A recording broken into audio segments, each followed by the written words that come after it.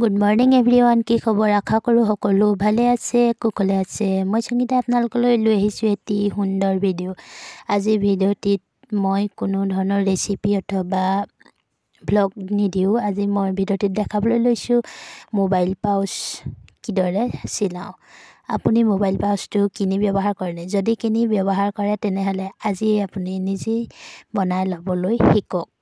কেনেদৰে বনালোঁ, কি কৰিলোঁ, সকলোবোৰ আপোনালোকক দেখাই থাকিম। তাৰ বাবে ভিডিঅ'টি স্কিপ নকৰাকৈ শেষলৈকে চাই থাকিব।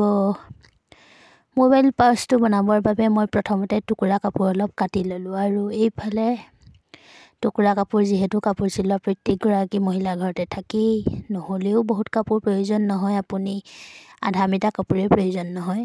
যদি আনি ঘৰতে চিলাম বুলি ভাবিছে তেনেহ'লে ভিডিঅ'টো সম্পূৰ্ণ কৰি চাব।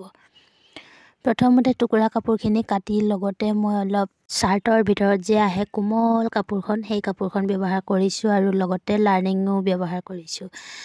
লাৰ্নিংটো ওপৰত দি তলত দি পেলাই মাজত সেই নেপকিনডোখৰ ব্যৱহাৰ কৰি আৰু ওপৰৰ ফালে এটা ভাল কাপোৰ ব্যৱহাৰ কৰিছোঁ। প্ৰথমতে মই পাউচটো বনাবৰ বাবে কাপোৰখিনি সম্পূৰ্ণ সমানকৈ কাটি লৈ এতিয়া মই পাউচটোৰ যিটো মোবাইল যিফালে ভৰাম সেইফালৰ মূৰটো সম্পূৰ্ণ সুন্দৰকৈ মুটুকাই পেলাই চিলাই লৈছোঁ। আৰু এইডাল হ'বৰ ফিটাডাল, যিডাল মুখখনত সম্পূৰ্ণ মোবাইলটো ওলাই আহিব নোৱাৰাকৈ লগাই দিম, তাৰ বাবে ফিটাডাল বনাই লৈছোঁ।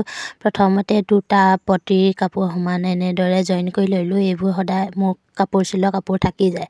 আৰু এতিয়া কাষৰ এইটো পাইপিংটো লগাই পেলাই মুটুকাই দিম সম্পূৰ্ণকৈ, যাতে কাষৰ সূতাবোৰ ওলাই নাযায় আৰু লগতে এটা ডিজাইনো হৈ যাব।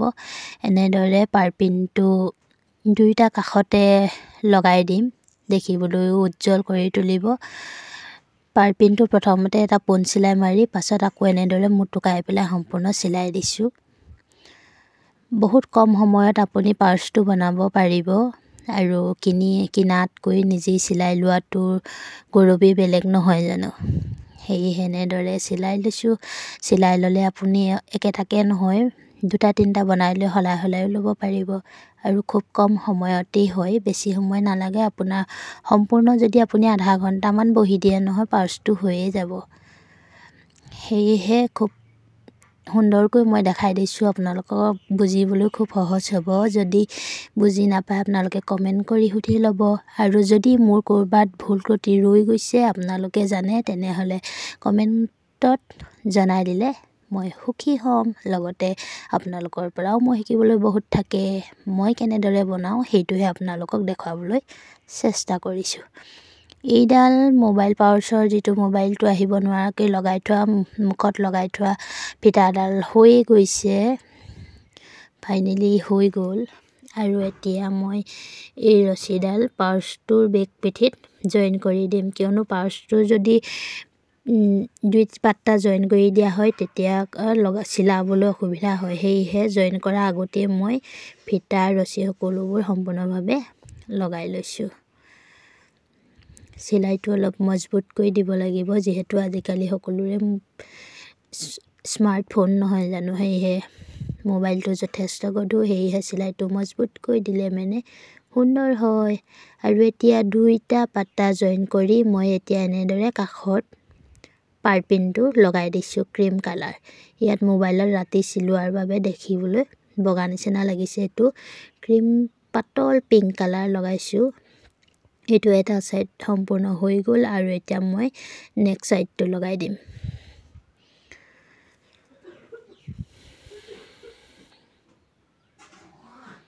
কোনো জটিলতা নাই পাউচটো বনাবৰ বাবে, মাত্ৰ আমি মন কৰিলেই হ'ল। খুব সুন্দৰ এটা পাউচ বনাবলৈ কাপোৰো বেছি প্ৰয়োজন নাই। ঘৰত টুকুৰা কাপোৰ নাথাকিলেও কোনো কথা নাই, আপুনি আধা মিটাৰ কাপোৰ কিনি আনিলেই দুটা তিনিটামানেই হৈ যাব। যদি কম কাপোৰ ব্যৱহাৰ কৰে, ডিজাইন দি দিলে এইটো বেলেগ কথা আৰু, তেতিয়া আধা মিটাৰ প্ৰয়োজন হৈ যাব। একে টুকুৰা কাপোৰে যদি তলতো লগাই আৰু ওপৰতো দিয়ে তেতিয়া আধা মিটাৰ প্ৰয়োজন হ'ব। এয়া প্ৰায় মোৰ হ'বৰে হৈ গ'ল, দেখিছেনে বাৰু, বেছি নাই। আৰু এতিয়া নেক্সট পাৰ্টটো মই পাৰপিনটো লগাম। এটা পাৰ্ট সম্পূৰ্ণ লগাই হৈ গ'ল আৰু এইটো হ'ল দ্বিতীয় পাৰ্টটো। এনেদৰে পাৰপিনটো প্ৰথমতে পোন চিলাইটো মাৰি এই সম্পূৰ্ণ কাটি পেলাই মুটুকাই আকৌ বেক চাইডে এনেদৰে মুটুকাই পেলাই পাৰপিনটো চিলাই দিলোঁ। বেছি কষ্ট নহয় পাউচটো বনাবৰ বাবে, নেজানিলে অলপ কষ্ট হ'ব পাৰে, কিন্তু 2-3বাৰ যেতিয়া আপুনি চিলাব তেতিয়া আপুনি সম্পূৰ্ণ মিলাব পাৰিব। প্ৰথমতো অলপ বেয়া হ'ব, কিন্তু চেষ্টাৰ কোনো অসাধ্য নহয়, চেষ্টা কৰিলে আপুনি পাৰিবই। এই মাজৰ যিটো মুখখনৰ যিটো চিলাই মাৰিছোঁ সেইটো অলপ ডাঠকৈ মাৰি দিছোঁ, মজবুতকৈ, যিহেতু মোবাইলটো ওলোৱা সময় কৰি থকা হ'ব।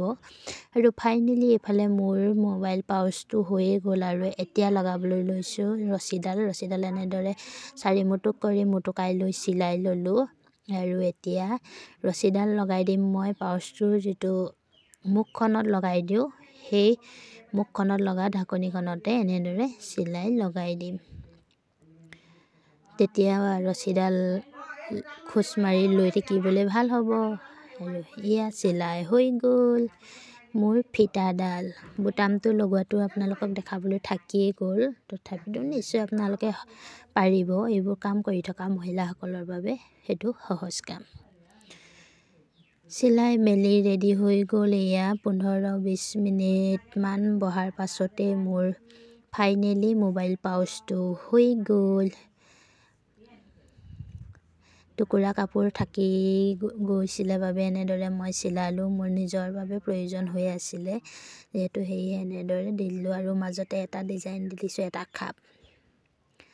কেনেকুৱা লাগিলে মোবাইল পাউচটো কমেণ্ট কৰি জনাবচোন। এইটো হ'ল বুটামটো, চিলাই থকাটো মোৰ দেখুৱাবলৈ নহ'ল যিহেতু কেমেৰা ধৰি থাকিবলৈ অসুবিধা হয়, নিজেই দেখুৱাই থকাহে। আৰু শেষত ভিডিঅ'টি চাই কেনে পালে কমেণ্ট এটা কৰি জনাবচোন। যদি ভাল পালে লাইক এটা কৰি দিব।